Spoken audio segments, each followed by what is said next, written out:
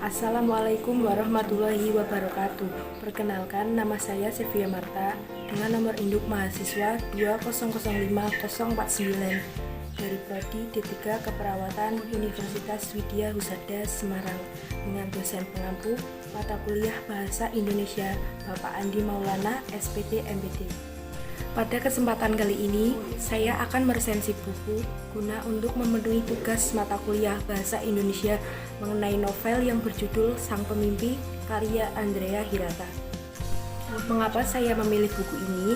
Karena buku ini sangat bagus untuk diresensi. Isinya bercerita tentang 3 orang pelajar yang perkasa yang begitu menghargai ilmu pengetahuan. Selain keterbatasan ekonomi, mereka memiliki kemauan tinggi dan dengan berusaha sekuat tenaga, sekeras dan sekukuh baja, mengejar mimpi-mimpi yang terdengar sangat sumbang bila dipadukan dengan alunan kehidupan mereka yang membahana, membuat hati miris. Baiklah, selanjutnya langsung saja kita ke pembahasan yang pertama mengenai latar belakang penulis. Buku ini ditulis oleh Andrea Hirata. Andrea Hirata lahir di Bangka Belitung pada tanggal 24 Oktober 1967. Dia merupakan novelis Indonesia yang berasal dari Pulau Belitung, Provinsi Bangka Belitung. Ia lulus cum laude dari program master jurusan Economic Science, Sheffield Hallam University, United Kingdom. Andrea telah menulis 6 novel fenomenal yang seluruhnya mencapai nasional bestseller dan telah pula beredar secara internasional di bawah sebuah literary management di New York. Novel-novel tersebut adalah Laskar Pelangi, Sang Pemimpi, dan Eden Shore. Adapun 3 novel lainnya yaitu Maria Mahkarkov, Padang Bulan, dan Cinta di Dalam Kelas akan diterbitkan secara internasional menjadi satu novel dengan rencana judul The Strength Rhythm. Selanjutnya mengenai pemaparan isi, novel ini berisi 18 bab. Yang pertama, What a Wonderful World. Yang kedua, Simpai Keramat. Dan yang ketiga, The Lone Ranger. Yang keempat, Biola Nurmi. Yang kelima, Tuhan Tahu Tapi Menunggu. Yang keenam, Aku Hanya Ingin Membuatnya Tersenyum. Yang ketujuh, Afghanistan. Yang kedelapan, Baju Safari Ayahku. Yang ke-9, Bioskop. Yang ke-10, Action. Yang 11, Spiderman. Yang ke-12, Sungai Lenggang. Yang ke-13, Pangeran Mustika Raja Brana. Yang ke-14, When I Fall in Love. Yang ke-15, Ekstrapolasi Kurva yang Menanjak. Yang ke-16, Ciputat. Yang ke-17, Pemenang Ilmiah. Dan yang terakhir adalah Episikus. Mengenai pembahasan yang selanjutnya adalah tentang kelebihan dan kelemahan novel. Kelebihan novel. Novel ini mempunyai alur cerita dan gaya bahasa yang disuguhkannya mampu dikemas begitu apik dari awal hingga akhir.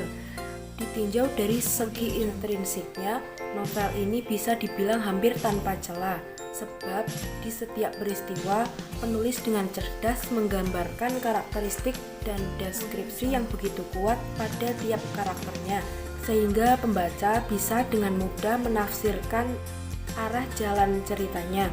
Bahasanya pun sangat memikat dengan dibumbui ragam kekayaan bahasa dan imajinasi yang luas. Novel ini memiliki kekayaan bahasa sekaligus keteraturan bahasa Indonesia. Kalimat-kalimat dalam novel ini juga bisa membangkitkan semangat kita, seperti biar kau tahu Kal, orang seperti kita tak punya apa-apa kecuali semangat dan mimpi-mimpi, dan kita akan bertempur habis-habisan demi mimpi-mimpi itu. Novel ini juga memuat kisah-kisah perjuangan hidup yang dapat membuat kita lebih bersyukur dan menghargai apa yang kita miliki.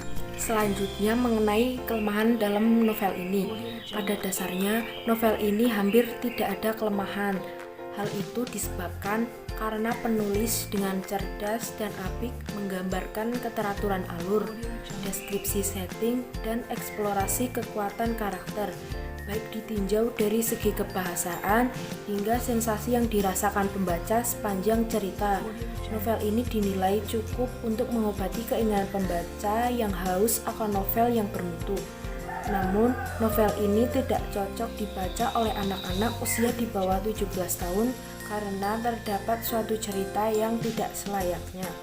Mengenai kualitas novel ini, saya sangat mengapresiasi sekali dan saya sangat menyarankan teman-teman semua untuk membaca novel ini karena novel ini sangat bagus dan sangat luar biasa sehingga mampu membangun mimpi-mimpi generasi muda. Selain itu, novel ini disuguhkan dengan bahasa yang mudah dimengerti dan tidak terbelit-belit. Kesimpulannya, melalui novel ini para pembaca diajak menyadari akan betapa pentingnya arti bermimpi, bertujuan, bercita-cita, dan tekad serta keberanian untuk mewujudkannya. Novel ini juga bisa menambah rasa hormat kita kepada sang ayah dan mencintainya dengan tulus meskipun di tengah kondisi yang sangat terbatas. Saran saya, berdasarkan dari keunggulan dan kelemahan novel ini, menilai bahwa novel ini baik untuk dijadikan bacaan oleh semua kalangan usia di atas 17 tahun karena sangat menarik dan banyak pelajaran kehidupan yang dapat diambil.